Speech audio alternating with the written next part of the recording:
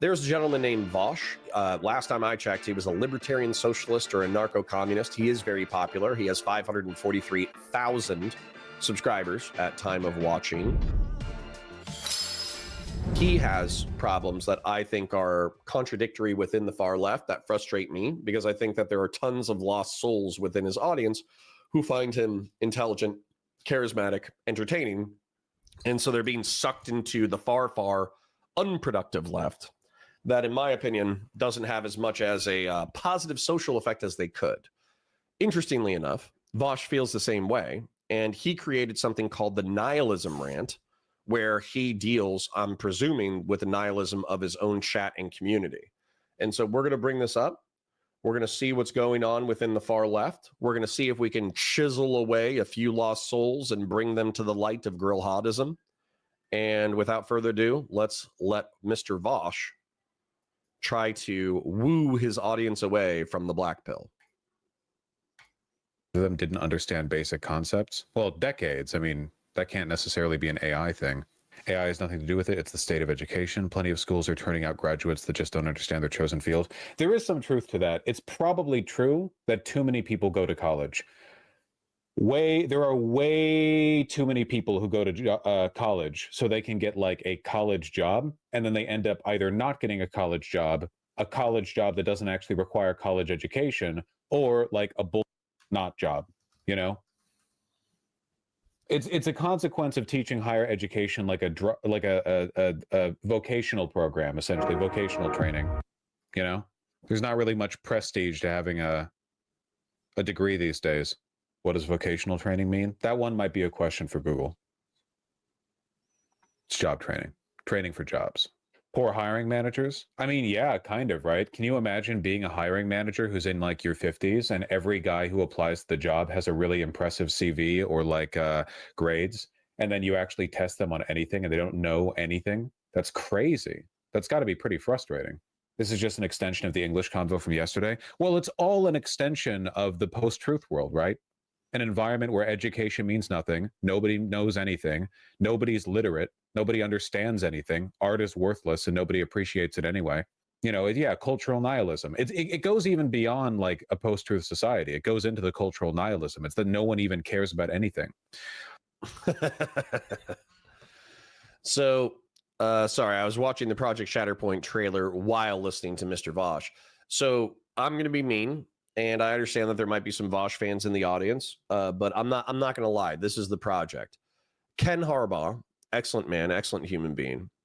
He asked me about the Israeli-Palestinian conflict, and he was like, "Listen, man, it seems to divides everybody. It pisses everyone off, and it makes it so we can't work together. So is it even worth it to talk about Israel-Palestine and all the drama surrounding it when it comes to content creators? Because it seems to just make everybody angry." And what I told him, and what I think is necessary, is that the truth hurts, right? The truth is something that is painful, but it's very oftentimes necessary. And so while there are going to be lefties who tune into this stream, who might otherwise be a part of Valor Media Network, who might otherwise be a part of this channel, who might otherwise be a part of this community, I would rather go in and be critical of what I view as toxic elements of the far left and tell the truth about it, rather than just letting it fester. And that's what I would say is Vaush, in my opinion, talking about post-truth, post-liberal, post-this, post-that society that doesn't believe in anything. Well, I think he's guilty of contributing to that culture. Absolutely. He's made comments about how rhetoric is just a tool for power. Well, at that point, why should we believe anything you say? And then same thing with what was it? The famous debate where he's talking to some professor about like the nature of reality, and they get into a conversation about water. And then the guy is like, it's the stuff that fills rivers and lakes, and it has a chemistry component of H2O. And Vaush is like, well, really? Because if you travel south of the border, then it's aqua. And by the way, it's not aqua, it's agua. It's AGUA. And so what Vaush is trying to say is that a lot of human experience is subjective and ultimately, I don't want to say arbitrary, but it's based off of individual perception.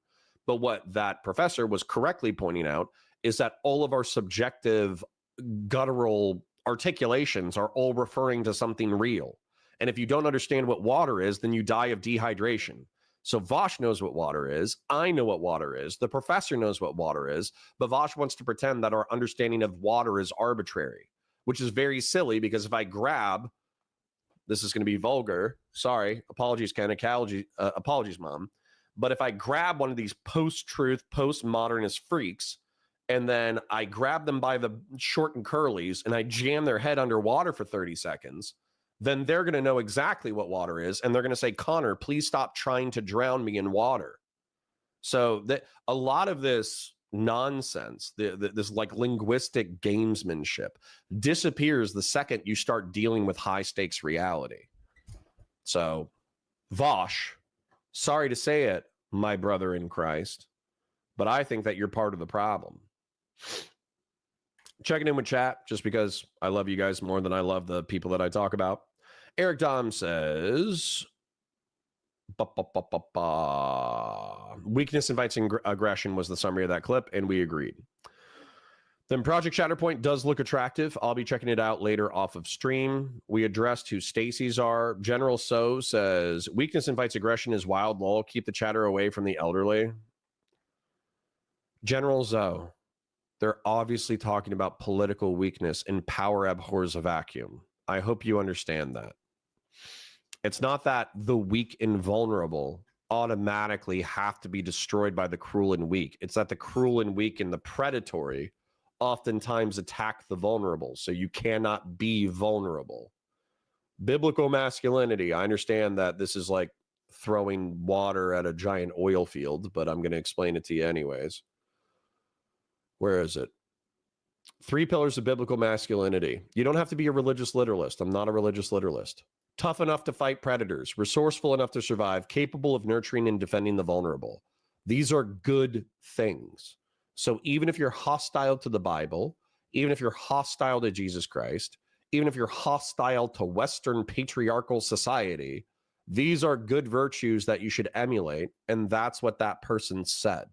So if you are not interested in being tough enough to fight predators, if you're not interested in being resourceful enough to survive in any environment, if you're not capable of nurturing and defending the vulnerable, then I think you are messing up.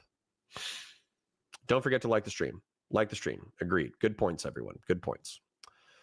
Conservative liberalism says liberalism is just an equal playing field that maximizes freedom. If you want to get into prescriptions for living your best life, lean into your philosophy du jour. I agree, but then within the framework of liberalism, it says that all philosophies are arbitrarily good and bad, and that it's ultimately up to the individual to decide that. And I don't agree at all. I think that we can all bounce off of reality and figure out what like personal systems of moral conduct and ethical conduct actually work best, and we can legislate the important ones, and we can culturally encourage the ones that we think don't need to be legislated. Wow Man says, liking the stream is for 3,000 IQ legends only. You're not wrong. At least the more progressives celebrating our own weakness, at least the more progressive ones all do. I mean, we're talking about extremists, but yeah, there are people who invert the morality of Western cis hetero patriarchy.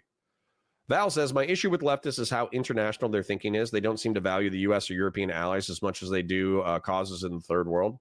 Not only that, Val, oftentimes they're contrarian. So they don't they think that liberalism and democracy and republicanism and human rights are a veil. They're like a thin veil that the Western world uses to cover up its crimes against humanity. And as a result, anti-imperialist powers like China and Russia need to take us out in order to restore the balance of power in the world and stop the global south from being abused. Meanwhile, they ignore that our rivals, they're not going to be some like benevolent force that usurps the Western hegemony and then becomes like equal players with human rights and, you know, in mind. They're going to become authoritarian, dictatorial shitholes. So that's why I hate that anti-imperialist bullshit. Val says, also, they have a tendency to be, well, actually, guys. Well, us too, right? Actually. Grassroots says, as a Hispanic, I cringe so hard I folded in half for the agua comment. True. Wolfus Friend 42 says, deport them all. You first. Is that what like that Wittgenstein guy was all about? No idea, brother. No idea. Vaush. Patiel Klempner says, Counterpoints, did you see that PSL got accused of terrorism by Congress? No. That's cringe. If you're talking about I'm thinking of PSR. I'm thinking of print, shoot, repeat. You're going to have to refresh me on who PSL is. Connor taking a shit post, literally? Yeah, it happens. All right. I'm going to read Grassroots, and then I'm going to get back to the content. If you want me to respond, we're getting more people. We're about to break 70, and we're less than 30 minutes into the stream, which I love. I love that all of you are here to be entertained by me. I do genuinely appreciate that. If you want me to respond to your comment or question, you're going to have to do @Counterpoints in chat, because there's going to be too many comments for me to keep track of. Grassroots says, @Valor Media Network, the other view is the Hobbesian state of nature, wolves feeding on lamb until everyone magically agrees to be lamb-like, but it's never in the wolf's interest not to be a wolf. Yep. True. All right. We're caught up with chat for now. Going forward, since we have roughly 70 people, do @Connor, @Valor Media Network, or @Counterpoints in the chat so I can see your chat. Harmonic Fox says, chat, good to see you. I still have roughly 5 hours of the weekend's music to listen to before I go to this concert. Y'all have a good day. Okay. Good to see you, Harmonics. Thanks for dropping by. All right. Let's continue. Isn't this mainly an American problem? No, I think it's primarily, well, maybe primarily, yeah, but this is like a broader issue. Trust me. What's going on with all the hiring manager hate? Nobody likes hiring managers because those are the people that turn new college graduates down. I mean, they're not positioned favorably. You know, they're not made to be likable. You know, that being said, like given the current stock, but it's true that people should make art and everything. Yeah, well, yeah, I'm not advocating for like additional nihilism to pile onto the pre-existing nihilism. I'm just acknowledging that like we have a serious issue with nothing. No one even cares. No one cares about anything, dude. Like we don't have Black Panther Party members anymore. We don't have people like militantly resisting oppressive systems anymore. We have like Twitter posters on the left. We don't have neo-Nazis anymore. We don't have like skinheads in leather jackets who run around like menacing minorities. We have like 4chan shit posters who jerk it to like lolicon on Twitter. Like no one cares about anything from any angle, like from every end of society. We don't have everything is like a fake copy of a previous model in politics and art. We barely even have film auteurs anymore. You have your occasional like Wes Anderson or something, but you don't have like for the most part like Hollywood and the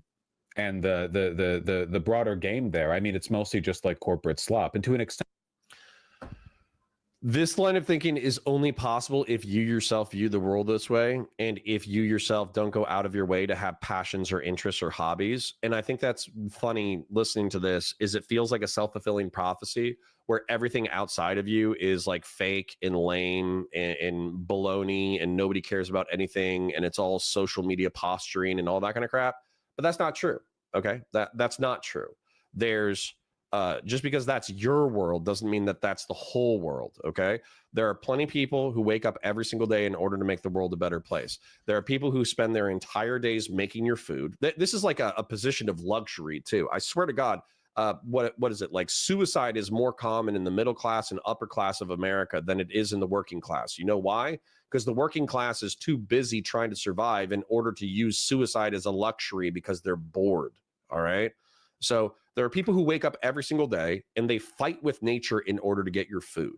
There are people who wake up every single day and they're firefighters, EMTs, and cops who do the security work necessary for society to function. So those people are wrestling with a real, vicious, interesting, cool, principled, messed up world. Then there's people who socialize society, like teachers and professors and all that kind of stuff, and they interact with the minds of the next generation, and they try to mold them into the things that are actually positive and negative about the future of society. Then there's politicians and CEOs and managers who are trying to create and bend institutions to their will, either for like an economic benefit or a power benefit. This whole perspective that like everything is fake and lame is only possible if you spend all of your time waking up, being underemployed, working a job you hate that doesn't fulfill you with a sense of purpose, and then you spend all of your time on the internet. Now that's Vaush's audience, so like I'm not gonna begrudge him accurately describing the reality of his audience. But at the same time, like this is a you problem. This is a skill issue. This is a luxury that you get to wake up every single day and just go, oh, everything's fake and lame. I'm going to go post on Twitter for 8 hours. There are vast swaths of the population that do not have that luxury. And frankly, we're all resentful of you. We're all resentful of the people who don't get to spend any time in actual reality grappling with purpose and responsibility. This is why you guys are like, oh, Connor, you're such a liberal. In some ways, politics, like obviously, again, capital L liberalism or whatever, but this is where I'm going to say social conservative stuff that you don't like.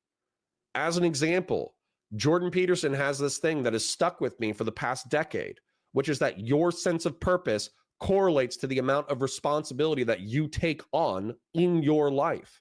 And when I think back on my life, having kids, having a wife, when I die, okay, when I die, even if there isn't St. Peter at the pearly gates, I'm going to have to tell myself a narrative about how I live my life in order to be okay with the fact that my life is ending.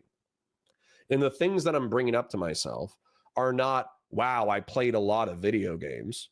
That's not what I'm bringing up to myself. What I'm bringing up to myself is, wow, I did a lot of crazy shit in the Marine Corps, and that was hardcore and a huge responsibility. Wow, I did a lot of hardcore crazy shit as a cop, and that was awesome and amazing and terrifying and anxiety inducing and a massive responsibility. Wow, I was a husband and a father, and I worked my ass off in order to provide for my family. Those are the things that I'm going to be telling myself on my deathbed.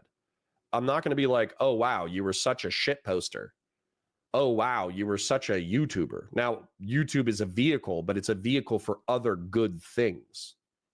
So again, Vaush is catering to his audience, and he's accurately describing his audience, but that's not what I am, and that's not what I want you to be. Proud Boys exist, Vaush? Yep. Pot Kettle? Yep. Vaush describing himself? Yep. General So says, too many people with tax folders? Yep. Eric Dom says, I have to hand it to Vaush. He slimmed down pretty well. Yeah, good for him, honestly. I don't know if he used Ozempic or if he actually just did it the old-fashioned way. I think he lost weight before Ozempic was a thing. So, good for him for losing 100 pounds, however he did it. Fung Dark says, look at how MAGA reacts when Trump does wild stuff. They act like it's all memes instead of criticizing dear leader. Yep, we are in a post-truth, post-ironic society. That's not what I'm criticizing. What I'm criticizing is the listlessness, the lack of purpose. That's a choice. Me Talbot Tran says, the revenge of the nerdy cornhole projecting insecurities to compensate for the deficiencies, dark cringe nerd rule. You are defenseless against our lame core power. Yeah, it's like learned helplessness. It's gross. Randy Chang says, it's a very I may be on Discord too much take. Yeah, if you feel this way, get off of Discord. Oh, wait, is this the horse porn guy? Yeah.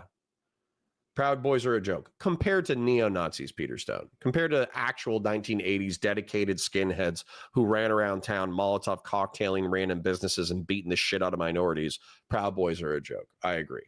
But that doesn't mean that like there aren't people out there doing crazy shit. That's the point that's being made. Keisoko says, this is a guy who said that he wished he had a horse. Yeah, yes, guys, we get it. He's the gross horse guy. Okay, good Lord. Wow, man, 542. Okay, conservative liberalism brings up an interesting point, which shitposting is a civic duty. It is. Biz D said, I had some good shitposts, though.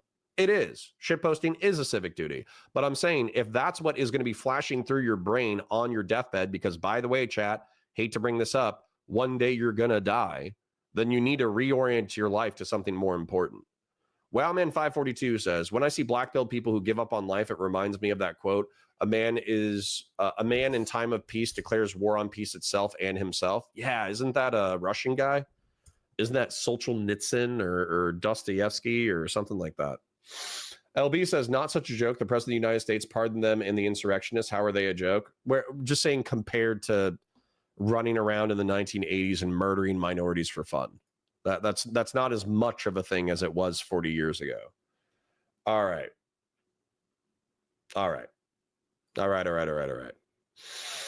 Let's go. And it always has been, but it's gotten a lot worse over the past couple decades, right? Everything is a cheap copy. How many things are new and innovative and authentic and like a greater version of themselves, whatever existed before? The indie gaming scene, I actually think, is a decent example, because I do genuinely think that they're still like going balls to the wall pretty often. Like, you have a more significant cultural force there, and I'll give credit to that. I'll give credit to that. It's not that no good art is produced. It's just that, like, as a category, like, we are all kind of like walking through shadows, aren't we?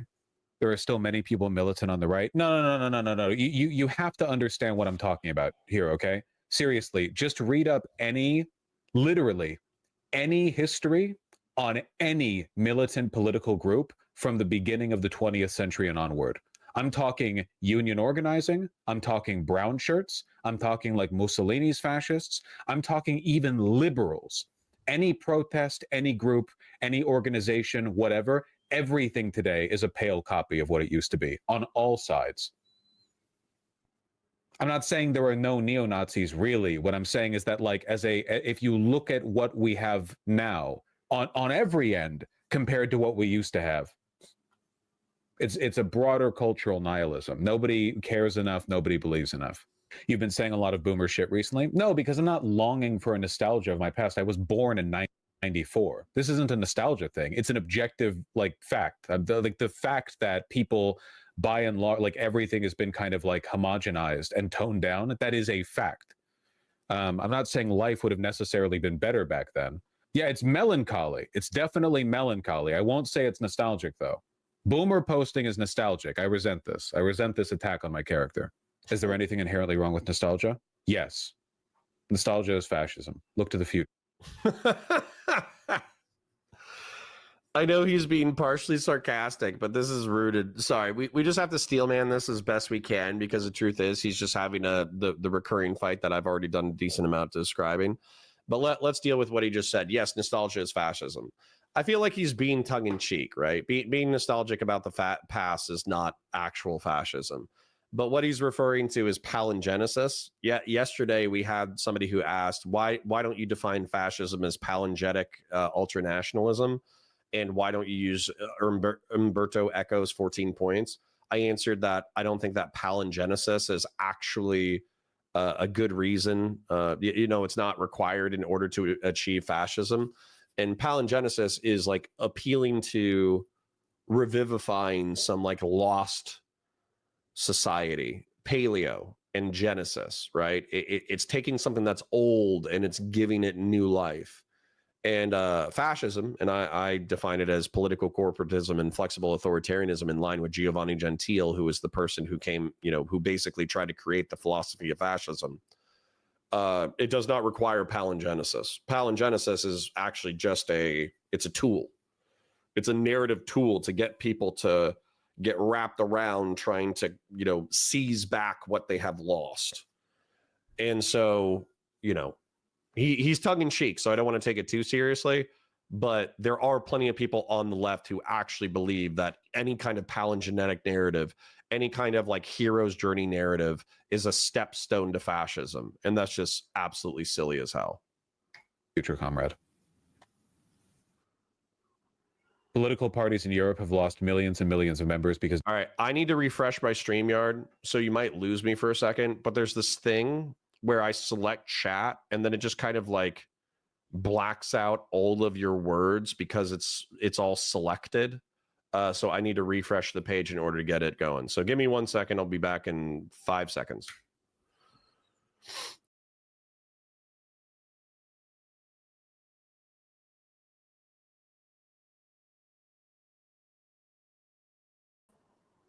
And I'm back.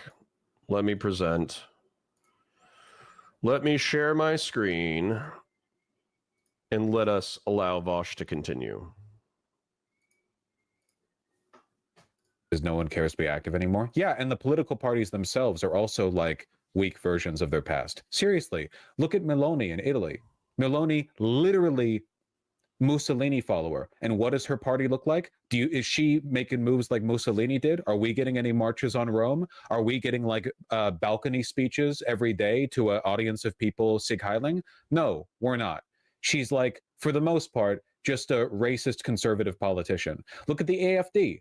Look at what the Nazis were like when they controlled a smaller share of support in Germany compared to what the AfD now commands. What were the Nazis doing back then? They were killing people. Nowadays, the AFD, what are they doing? They're posting roadside Pepe memes, you know?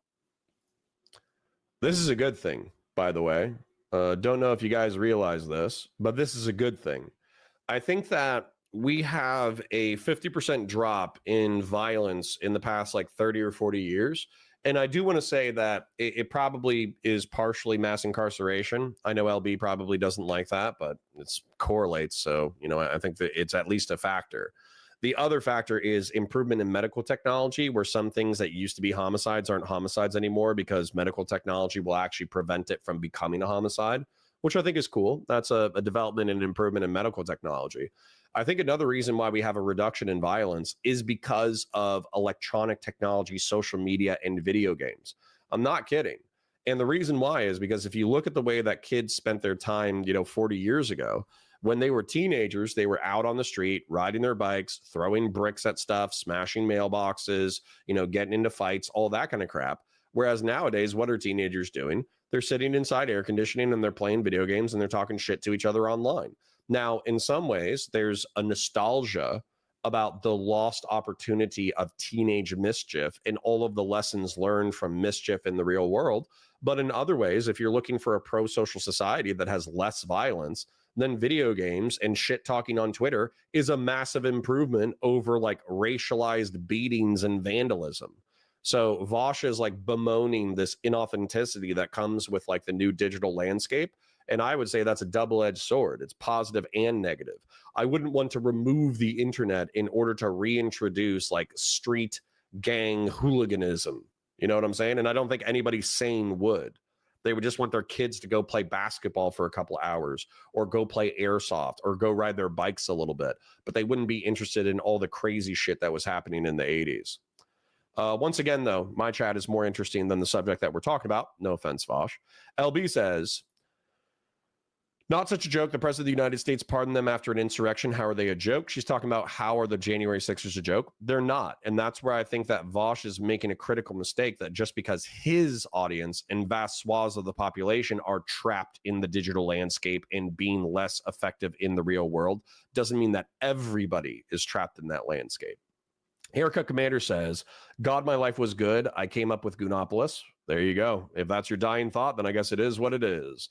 LB says, also, didn't they plot to kidnap the governor of Wisconsin? Yeah, LB, I think that is addressed by what I said earlier, which is that basically just because lots of people are stuck on the internet doesn't mean that everybody is.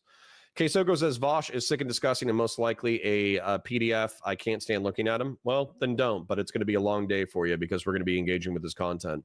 Val says, so the goal is to come up with your own Tears in the Rain speech. Yes, it is. I've seen things you wouldn't believe. Yeah, that's absolutely. Kesoko says, Vaush is 100% low-life pedo. Listen. He's a post-pubescent cartoon ephebophile. Sexual degenerate, no arguments there. He's probably not safe to be around in private life. Well, I don't know about that. Let's not get too crazy. Just don't leave any cartoon teenagers around him and you'll probably be okay. Aaron Roman says, if you start deciding which body is best, you are going down a very dangerous path. The 15th Doctor in Doctor Who. I don't know what that means. That seems like the kind of postmodern moral relativistic stuff that I'm arguing against in this chat. Eric Dom says, I think seem cheaper because they are more complex and therefore more nuanced. There is a reason every right-wing identitarian movements are so often diverse. It makes it way harder to go fundamentalist. Yeah, there's an advantage to this, right? Dude Man Sue says, Vaush hate. As a former Vaush fan, I'm here for it. Based. Aaron Roman says, eugenics is an inherently flawed philosophy. Yeah, so is pretending that everything is the same. Aaron Roman, if I have CRISPR technology where I can gene edit you and I am capable of eliminating all your genetic diseases, or I am capable of giving you Tay-Sachs, which would you prefer? Would you prefer to have Tay-Sachs or would you prefer to have all of your genetic diseases eliminated? I'm going to tell you as a CRISPR supremacist, somebody who wants to see space marines within the next 10,000 years for humanity, that you would probably prefer to have all of your genetic diseases eliminated. And I think anybody who says like, no, give me Tay-Sachs, let's see if it's fun, I think you're an idiot. Not you. You, Aaron Roman, are brilliant. You have 3,000 IQ. You're a Giga Chad because you're in my chat. I'm just saying, anybody who says, please give me genetic disease just for a laugh, I think you're crazy and coping. Dude Man Sue says, he used to have good points critiquing the left, far left and woke schools, but now he's just become them like a coward. Yeah, it was easier for him that way. Marcia says, is he bemoaning that Maloney is not Mussolini? Yeah, he's saying that even our right-wingers are fake and lame. DJ Isolated says, most contingents on the right are being warned not to meddle with the protests or riots. There will be no boogaloos this summer. Yeah. The Trump admin has a heavy hand, but by having a heavy hand, they might be preventing militias and Kyle Rittenhouses from gunning down random people in the street.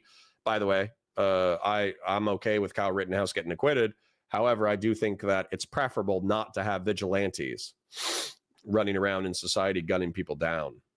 LB says, what's a DGGer? Destiny's Community. He's another streamer that's very large and similar to Vaush. And I did a collaboration with him recently. And there's a bunch of people from his community that are coming into our live streams, which we welcome them. They're liberals. Don't worry. They're just liberals. But they can be militant, shitposty liberals. Aaron Roman says, real masculinity is not punching down on the less fortunate. Listen, Aaron.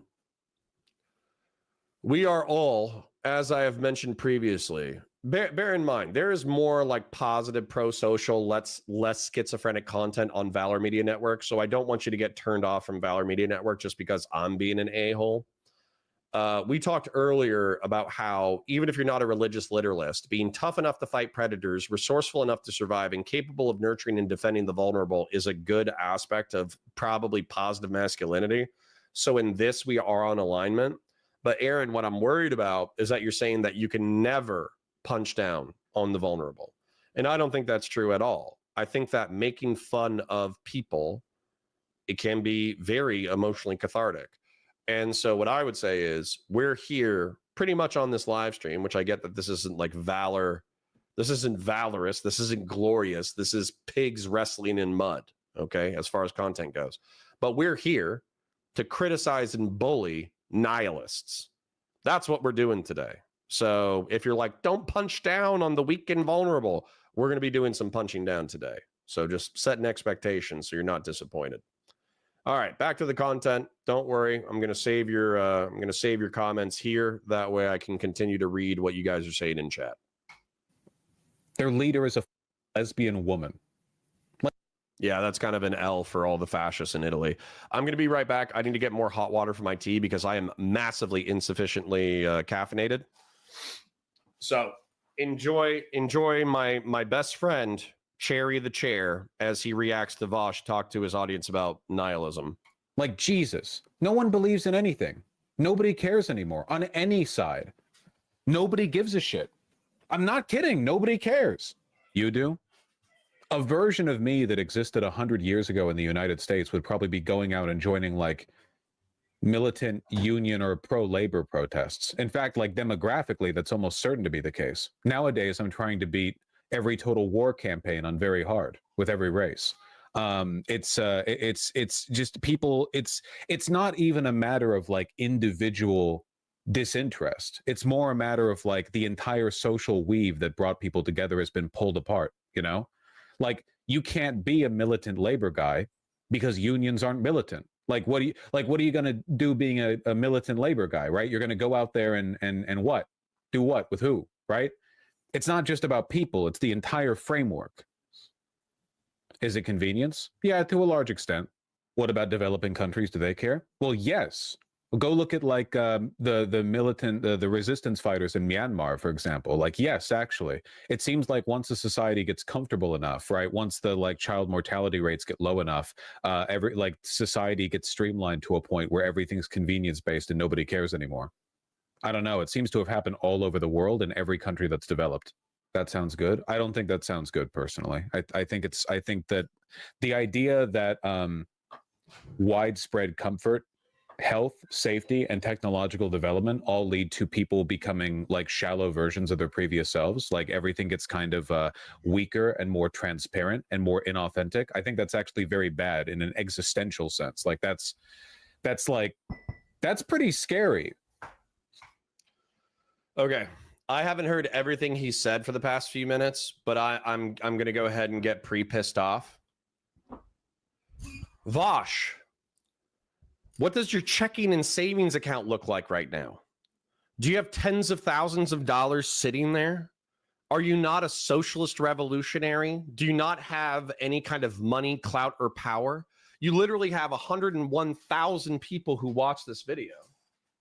And not only did 100,000 people watch this video, 10,000 people watched it live. And while you were live, you probably made a few hundred to maybe $1,000 an hour while you were live.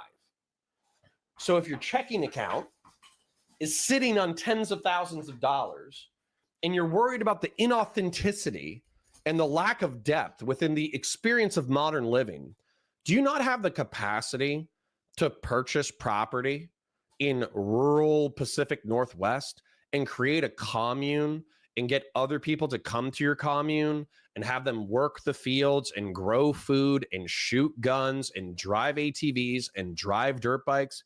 You literally have the wealth to give hundreds, if not thousands of people authentic experiences of what it's like to live in a communal socialistic setting. And yet you refuse because I'm just going to be real. Sometimes I pull my punches with Vaush because I actually do like him as a human being, but like minus the pedo stuff, obviously. You're lazy. You're fucking lazy. That's why you are living a urbanite bugman existence where you live in a 1,000 square foot apartment with 2 roommates and you're not going to have kids anytime soon.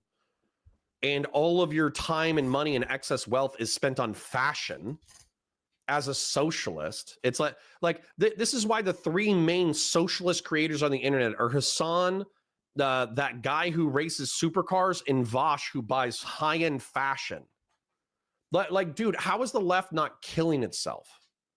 If I woke up and the leaders of my far left movement were people who bought supercars, people who bought $3 million mansions, and people who bought $3,000 t-shirts, I would end it. That's crazy to me. It's like the far right being led by Nick Fuentes. Like no offense to Nick. Again, I pull my punches because I find him funny. But Nick Fuentes is a closeted homosexual Hispanic man. And he's leading the ethno-nationalist Christian right. It's like, how do you wake up? How do you have hope when you're in these dissident fringe political scenes? And it's because you feel like you're a cool revolutionary, but you're not. You know what you are? You're underemployed. That's what you are. You're smarter than your current job. And you're working your ass off to barely make ends meet. And you're pissed off and you're looking for a solution. And then you find these false prophets who tell you that the way forward is some revolutionary fantasy that's never going to come to pass. It's repulsive. It's repulsive that these people have effectively created apocalyptic doomsday cults, and instead of using their money to enrich the lives of their audience, they instead spend their money on personal luxury goods. It's disgusting.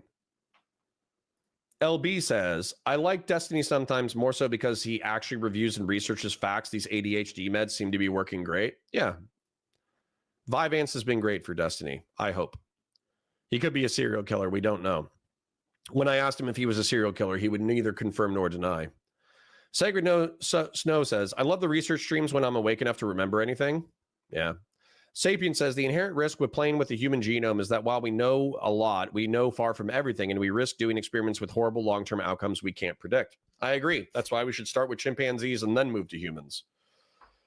Conservative liberalism says Rittenhouse wasn't a vigilante. He was a self-defender. Sure. Scrolling. Hey, I'm a LibCon DGGer. I don't know what that means, but based. Val says, Destiny and Counterpoints are about the only people on the left I like at this point. True. Ben Ross says, Vaush is so funny to listen to. Sometimes he's just the most random things, apparently. Yo, Sherry07. Did we get the Sherry in chat? I don't see Sherry. It'd be interesting to see Sherry. Connor with the chair stream.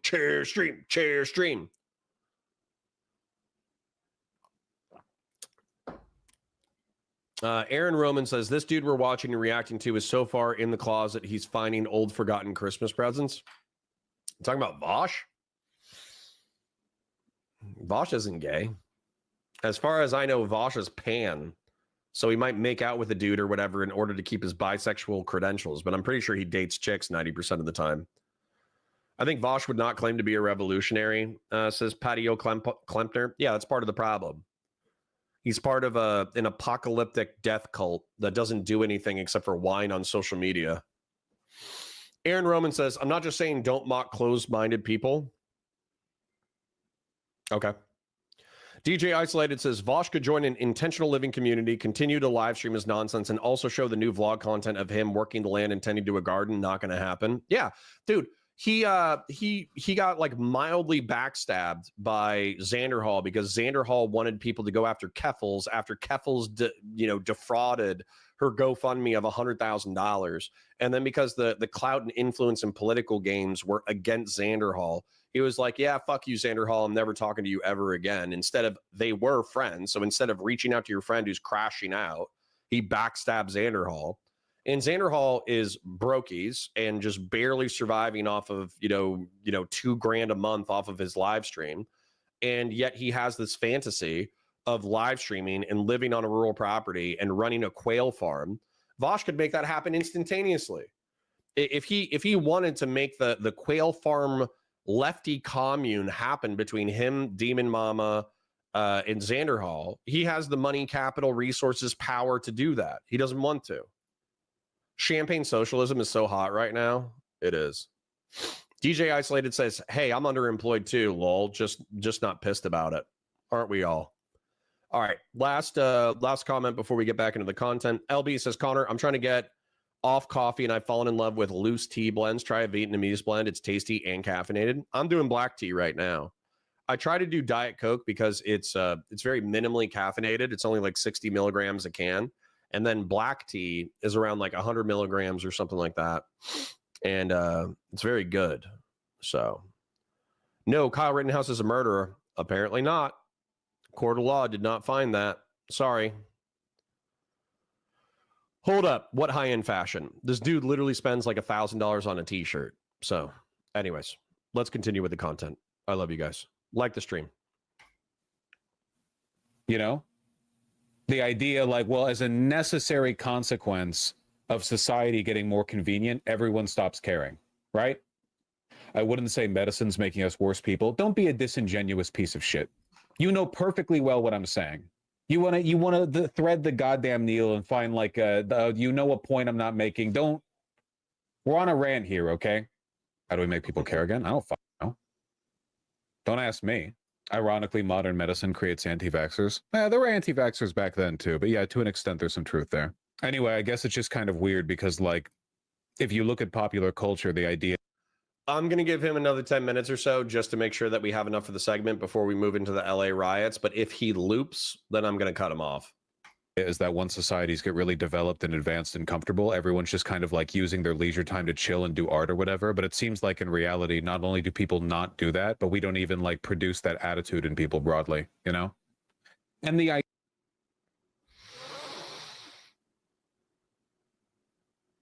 if you know this, sorry, this is just actually like wildly stupid to me because he's pointing out to inherent contradictions in his worldview. Socialism and communism is reliant conceptually. Like socialism is the decommodification of basic human need and workers owning the means of production. So decommodification of basic human need means that water, food, and shelter would be eliminated as part of the economy. The economy would be harnessed in such a way that you would eliminate the need for people to participate in order to survive. And in that way, you would achieve true material liberation. You would actually no longer be slave to nature, right? You could just be a free, emancipated human enjoying life. And if you want to look at the stars at night and eat fruit by day and chill and play video games all day, you could do that. And if you wanted to work in the local pharmacy, you could do that. If you wanted to be a mechanic or whatever, you wanted to do that, then you could do that, right? That's the promise of socialism, the emancipation and freedom of socialism, which is BS, but I'll explain why momentarily. Then workers owning the means of production means that everybody's a worker because everybody is part of the proletarian class because you've abolished the bourgeois.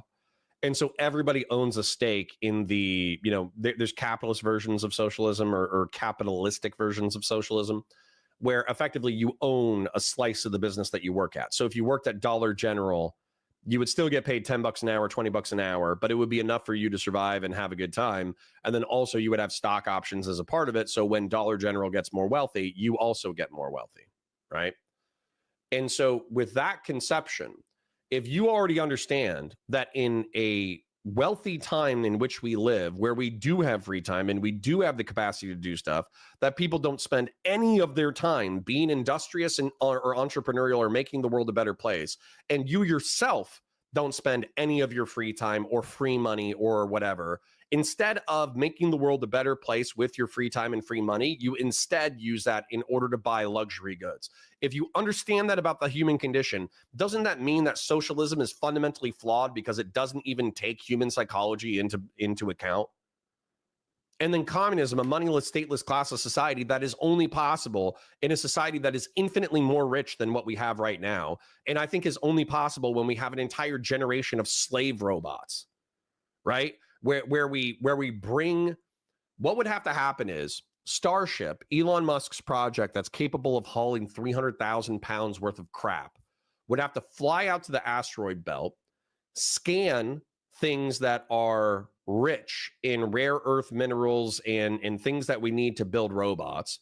They would have to fly it back to Mars, fly it back to the moon, mine the shit out of it so we could build an entire underclass of robots. And then we would need to build that robot army that then does the work of civilization in order to perpetuate our civilization. And then humanity becomes a luxury class. That's the only way that we're going to have a moneyless, stateless, classless society. And by the way, I don't think we're going to be moneyless. I don't think we're going to be stateless. And I don't think we're going to be classless.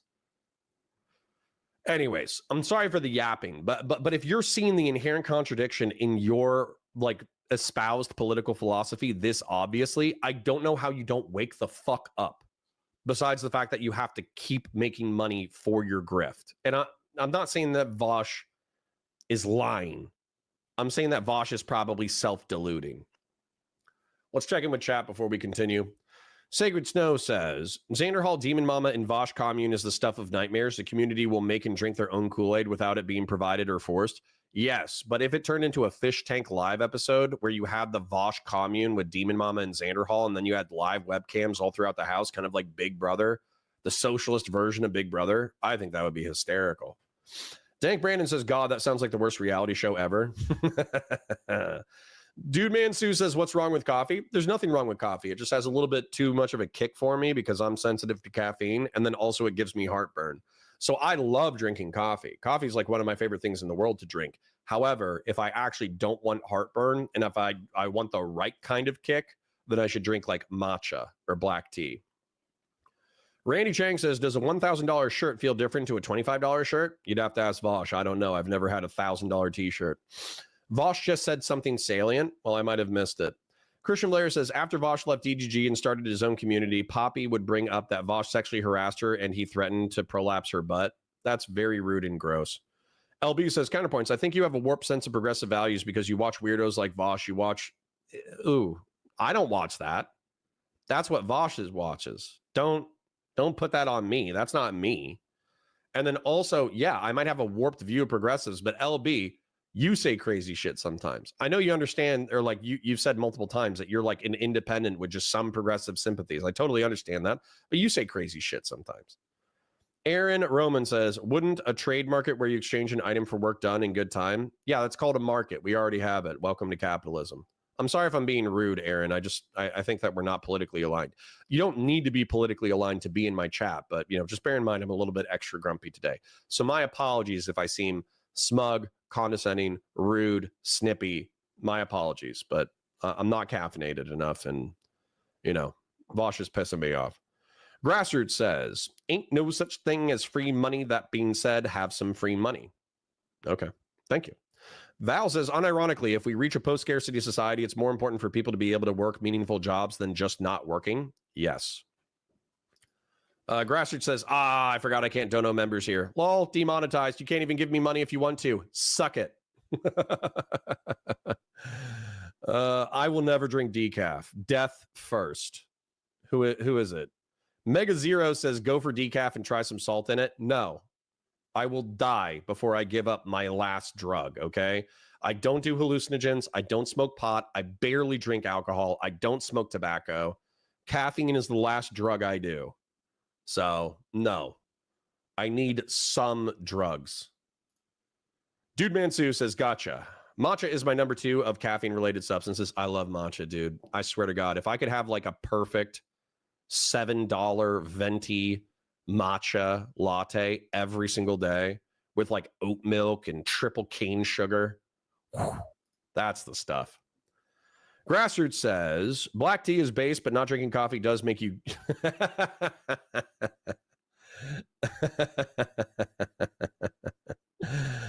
Oh, man, I'm sorry. Rude says, hey, leave me out of this. Aaron Roman says, I've been described as that. ACAP Batasui, been a while since I've seen you. Good to see you, bud. You can be as mean as you want. Thank you. I appreciate your permission. Grassroots says, how will I tell your wife that you're a non-coffee drinking metrosexual? I don't know.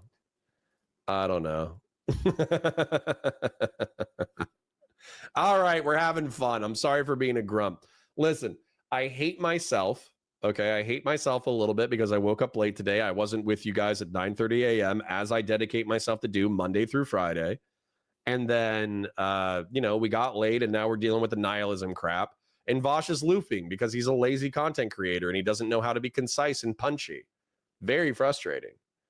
J Desi 4 says, off topic, but is Wick boxing match official? No, Andrew Wilson backed out as far as I know. Wick has followed up with him multiple times and Andrew Wilson hasn't picked a date. Sleepy Otaku says, hello, Mr. Valor. Random question. I'm new to the channel and was wondering how many channels are you in and why more than one? Greetings from Finland. Well, thank you, Sleepy Otaku. I'll actually take a moment to explain that before we get back into the content. So what happened was I was doing a channel called Counterpoints and I was posting everything there. I was doing live stream debates. I was doing political commentary. I was doing Warhammer 40K reviews. I was doing movie reviews. I was doing science fiction reviews. And what would happen is random content would pop off, but it would one video would pop off in each category.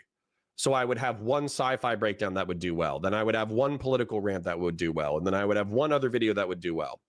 And what's effectively happening is the algorithm is getting confused because you have to build a YouTube channel out of a consistent style of content in order for the algorithm to take it, and promote it to a consistent audience for them to engage with.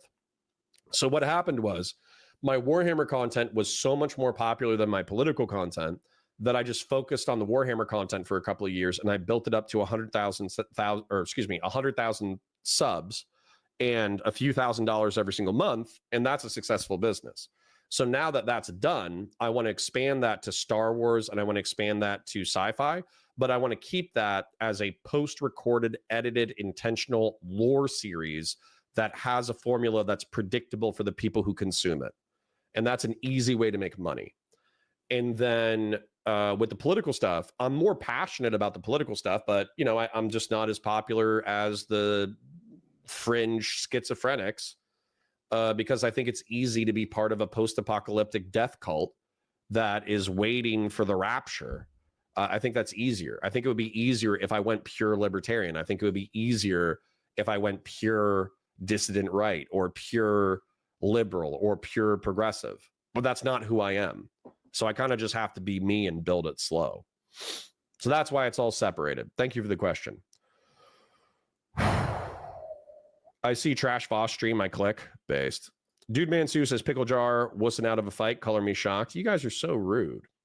Aaron Roman says, I can be a grump too. I'm not caffeinated as well. Well, I'm sorry for taking out my BS on you, Aaron Roman. I've played Warhammer Best RPG. Good. K Soko says, I never tried it, but I definitely don't want extra salt in my diet. That's not needed. True. Crazy like what? Yeah, like I had a Full Metal Jacket episode that got between like 50,000 and 100,000 views. I had a breakdown of, what did I do? I had like a 20-minute rant of me just talking about politics, and that got like 3,000 views on a subscriber base of like 200, right? There's just like random stuff like shoots off like a firework, but if it's not consistent, then YouTube doesn't know what to do with it. Do you have a PayPal or a Venmo? Yeah, I can try to find the PayPal link. Give me a minute and I'll do that. Let's let Vaush talk.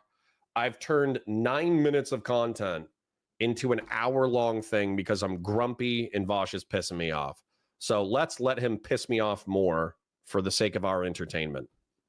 Idea that it's about everyone being run through by capitalism is just not true. It's just not true. It's cope. Like when people say, well, the reason that people aren't having kids is because they can't afford them. Total bullshit. The wealthiest people in society are having fewer kids, and poor people in other societies are having the most kids in their society. It has nothing to do with the cost of raising children. True. Or at the very least, that's not the primary cause. It seems like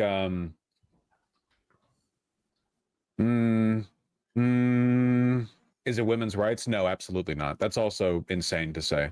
Could it be hyper individualism? It's just wild because like okay, I'm about to make some crazy statements from the perspective of a well-to-do white individual. So you all got to get ready for that, okay? You can get a feel for the way societies are organized all around the world. You get little snippets of it. You can see it in a National Geographic, in a YouTube video, whatever. I have seen poor people in countries like Chile or Brazil, where poor people... He always does that thing, too, where he overpronounces Hispanic and African names, where he's like, you know, I've seen poor people in places like Chile. It's so funny, and it's so annoying. Who don't have a huge amount of free time, but still have some free time, have what I would consider to be a life that is rich in character, even if it's not rich materially. They have to struggle, they have to work, but they bring the food in, they've got family, they've got friends. You know, there's like a vibrant social culture there. Now, obviously, I'm not saying they don't struggle, but I do think there's some like beauty in the life of it, you know? There are places all over America, white and black, maybe even, God willing, Hispanic and Asian, who knows, wokeness, there are incredible things are happening these days, where you have deprived communities full of people who objectively have a higher purchasing power than those families in Chile or Brazil, who have their friends and their family around them, but their lives are wretched slop. Like drug addiction, no one cares. No one tries to educate themselves or better their own lives, even though they objectively have more free time and easier access to necessary commodities like clean water, sanitation, food, etc., than these otherwise thriving families in developing countries. What's going on there? Why is it that if you have people, like if you take two families who are equally deprived, we'll say equally deprived, and you put one of them in the slums of Brazil, the favelas, whatever they're called. The favelas. My name is Vaush. I am a white guy from Beverly Hills, but I pronounce it like a Hispanic person, so you know I'm authentic. The favelas. And you take another one, and you put them in West Virginia, or you put them in like a ruined neighborhood on the outskirts of New Orleans or something. All right. So some of you have asked repeatedly, you've been like, Connor, let me donate. Connor, let me donate. Connor, let me donate. Connor, let me donate. But we've been demonetized on Valor Media Network because of a paperwork kerfuffle that we're working through. So right now in chat, there is paypal.com/ncp/payment/34W5454 Yankee Hotel Kilo 2 Yankee 4. If you actually have money burning a hole in your pocket and you weren't talking smack, then I expect you to copy that PayPal link and do a little donation so I can get some. Really? Is that not the same jar? My wife keeps locking up this jar repeatedly. Here you go. Hi, Baba. Hi, Mini Baba. Sorry, I love my child. He's very cute. The favelas. Anyways, so I expect you know, the billionaires in chat to send us a couple of $20 super chats. So anyways, parasocial love. Let's continue with the thing before I start making fun of Vaush some more. Right. See, I'm mixing the races up here. You get me. Why is it overwhelmingly the richer community builds in the poor country? Now, some people might say it's culture, which is true, but why is the culture different? Because it's not as though the culture of white people in West Virginia and black people in New Orleans, it's not like they have the same culture. So I don't know who's named Ragnar, but or Ragnar, I think more appropriately, but thank you, Ragnar, for whoever donated. I won't say your full name. I'm not going to dox you, but thank you for your donation. what's leading that? Like, why is there a parallel there? It's because the poor people need each other. You don't need your family. I don't know if that's true, because if we're talking about an equivalent level of deprivation, I think it should be the same. I think the difference is hope. I think it's that in Chile or Brazil, there is an understanding from the parents especially, that if they give their children books and read to them, if they work hard, there's a feeling of purposefulness, that there is worth in improving their lives. But that exists too in West Virginia, in Louisiana, but maybe it doesn't exist as much. Maybe maybe it's the apathy thing again. Maybe like the problem with living in America or other developed countries is that you reach the ceiling. You might not be at the ceiling, but you can see it, right? When you're in a favela in Brazil or whatever, when you're down here, up above you is an infinite sky. It feels a favela. Sorry, you guys are more entertaining than Vaush, so I'm just going to deal with you, okay? So he is right that not depravity, but depraved material circumstances, I guess is the best way to say it, always gives you something to strive for. When you're poor, when you're working class, when you're middle class, and you have the threat of material demands always, burning your feet, so you know that you have to run. And then also you can see what's possible. You can see the wealth that is available to the middle class and the uber wealthy. It gives you something to strive for. Now, plenty of people just like languish in the poor and the working class. So I'm not saying that it's like a perfect motivator, but it's a pretty strong gosh darn motivator. Now, the challenge within society is to make that fair. I don't care if people need to wake up and be socially and economically productive for 40 hours a week. I don't care if that's what they have to do in order for society to function. That seems like a fair deal, right? So you spend a third of your life asleep. There's 167 hours in a week, okay? 167 divided by 3 is, what is it? Calculator. Sorry, let's do some math. Again, I'm insufficiently caffeinated. 167 hours in a week, divide by 3. All right, 55 hours. So 55 divided by 7 is 8. So that means that if you sleep 8 hours a day, you spend a third of your life asleep. And then most work shifts, not all work shifts, but most work shifts are 8 hours a day, 5 days a week, which is another 40 hours. So you spend a third of your life at work, a third of your life asleep. A third of your life should be for free time, and it should be for, taking care of your family and getting ready for work and cooking and cleaning and taking your dogs for a walk and exercising and all that kind of bullshit. That actually seems like a pretty fair deal to me. So within mixed economy capitalism, third of your life asleep, third of your life doing personal stuff, and a third of your life working, that actually seems reasonable and fair to me. So the key is making sure that it's a fair deal, where if during your 40 to 50 hour work week, you bust your butt, but you also have a sense of purpose and you're also compensated to the point that you have a good personal life, that's a fair deal. Right now in America, we don't have a fair deal because it seems like in order to have a good life, the primary breadwinner needs to work 60 hours, not 40. And it seems like the secondary breadwinner, who is taking care of the kids, has to take care of kids, and they have to work 20 to 30 hours a week. We're basically back to, in my opinion, 19th century, early 20th century style of like peasant economics, where the rich are doing well, the middle class is doing well, but the working class is constantly getting fleeced.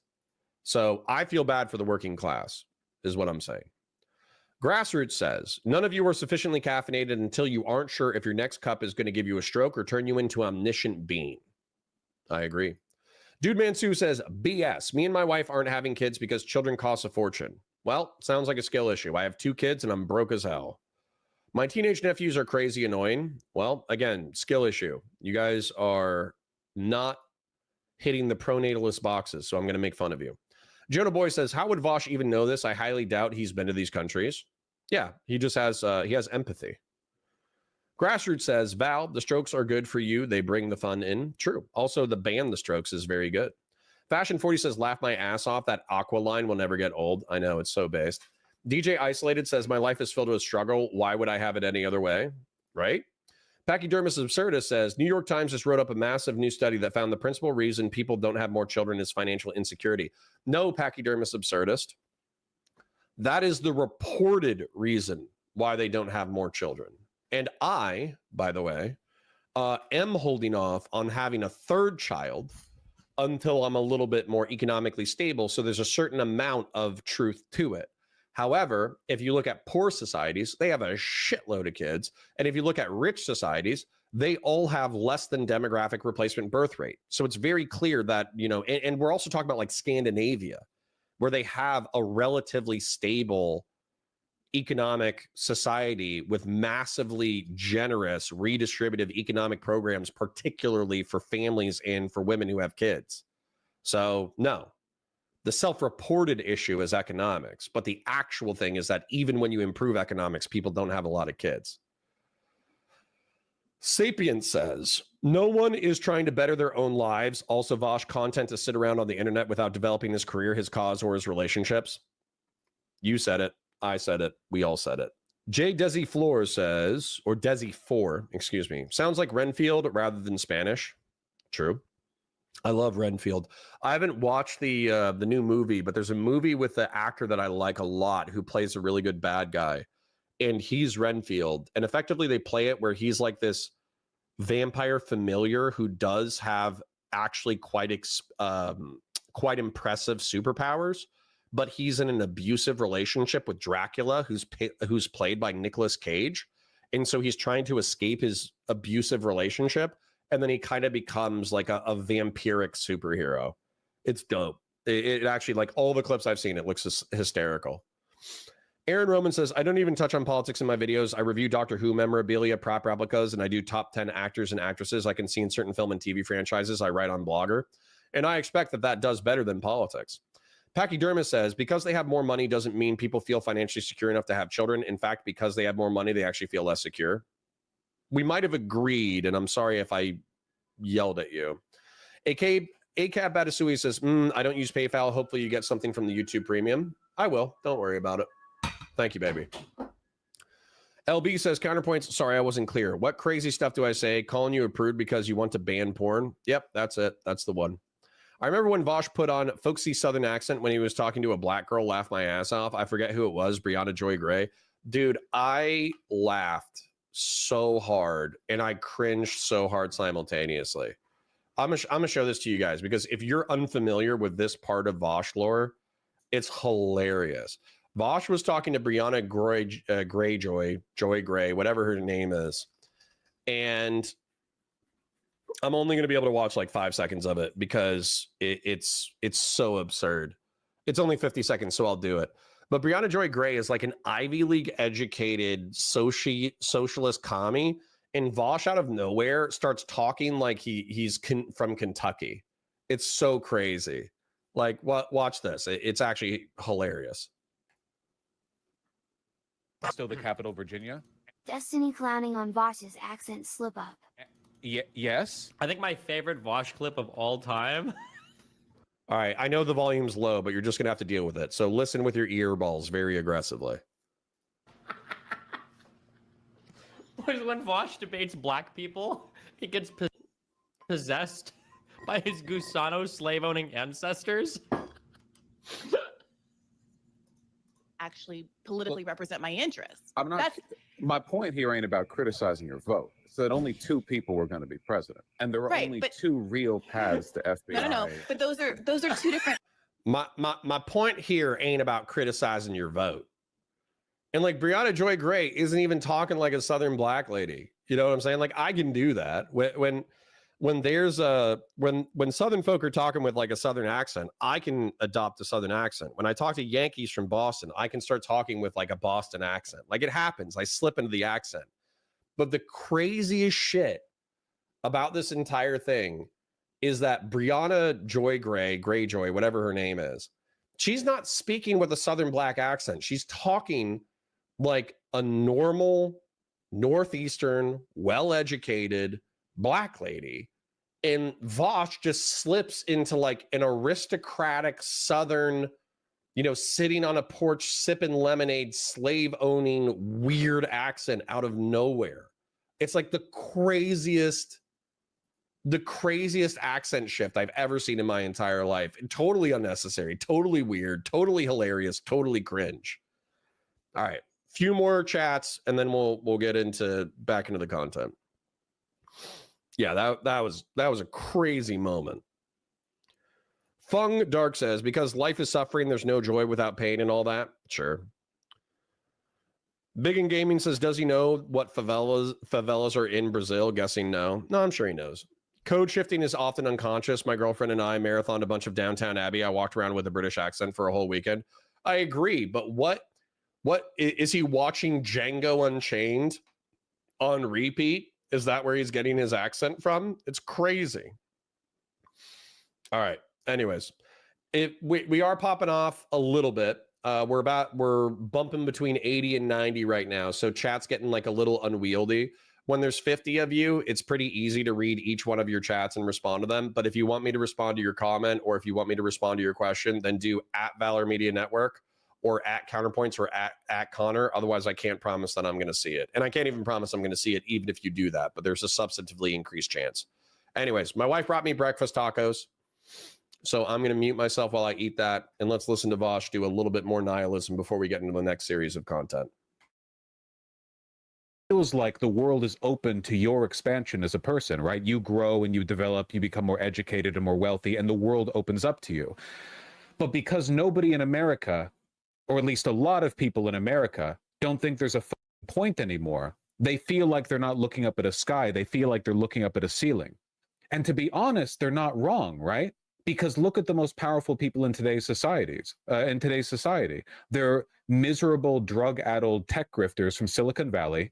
They are degenerate right-wing pundits and commentators who are grifting their way through the White House, but clearly have like no friends personally. We're not being given any like model, any aspiration.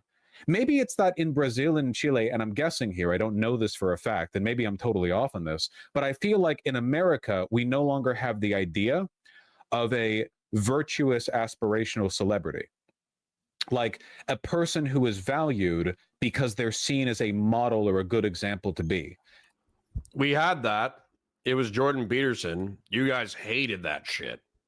Like we kind of have that, but in a lot of cases, it's more like, well, look at how wealthy and successful this person is. But maybe there's more of a like, well, look at this person or look at that person, like the good influence in countries that aren't as like cynicism pilled as us. I have no idea. I'm not really sure. I'm kind of chewing on this because it feels like socialism or like a material analysis of the factors involved here have to encompass like the forces that lead to this ennui, right? Like this dissatisfaction. You have to be able to understand and account for why are poor people in the United States so wretched relative to even more poor people in other countries. In the United States, in most places in the United States, even the very poor people are given enough to eat, to drink. Many have shelter. Most, like there's only so many homeless people. I know there's a lot, but they're not like 10% of the population. Let's understand what I'm talking about here. I'm talking about people who have a house. They're with their family. But even in this environment, spoiled children? No, I'm talking about poor people. And also potentially black people, you racist. Why? Is it because of video games? Half joking with that one. Is it like before video games, you would have been like, I'm going to pick up whittling or something, and now I won't because I'm too busy playing game? I don't know. Easy distractions. It might be because of the internet, like to an extent, right? Because people feel, well, in my head, the Chilean and Brazilian family don't have internet, I guess. Is that the difference? They don't have internet or a smartphone, but everyone has an internet accessible device like a computer or a smartphone in America. Almost everyone. Is that the difference? Bro, no, they have internet. That's true. Everyone in Brazil has internet, but in my mind, they don't. So is that the difference in my mind? Is it a screen time difference? There has to be a way of accounting for this. Like, if you could like average out like poor households and internet use, are these households much happier before internet use because then they would use their free time to do something productive? Why is I'm good. I don't need to watch Vaush stumble around this, okay? The point is that let me make the point, because frankly, Vaush has gotten lazy, and so he just kind of goes live and stumbles around ideas without necessarily having a coherent point. I'm still hungry enough, I'm still aggressive enough that my brain is not addled by luxury goods consumption, and so I can make coherent points without having to stumble around it for 30 minutes. This is what's going on. A lot of people, including Vaush, are post-truth in their rhetoric. They think that you can say whatever you want as long as it helps you achieve an ideological goal. And so as a result, they buy into the fact that they can say whatever they want as long as it helps them win arguments. Vaush himself has said this. But what ends up happening is you lose the value of truth. And I try to speak truth as much as I possibly can, as much as I see it. And I understand that that is a slower way to grow a channel, but I also think it's the right way to grow a channel and to grow a platform, is just to say what you think about reality as maximally as possible. And so Vaush has achieved success, but his success is hollow. And the audience he has cultivated is hollow, because he's created an apocalyptic doom cult surrounded the socialist rapture that is going to change all of society and achieve some kind of new socialist utopia, but they will not take the small incremental steps in order to improve the world. And so as a result, they're stuck in this nihilist pit for themselves that they have created. So that's what's going on. That's the problem. And yes, the internet, technology, video games, entertainment, cheap entertainment, the K economy, all of this is adding to it. However, they are slaves stuck in the pit, but the pit was created by them. Aaron Roman says, I'm a dog dad and differently abled. Well, good for you, I guess. Benjamin Valamont says, reminds me of the slogan. All right, I'm being a sarcastic asshole. Good for you for taking care of other living creatures if you're not able to take care of kids. I mean that genuinely, and I'm not trying to be a smartass with that comment.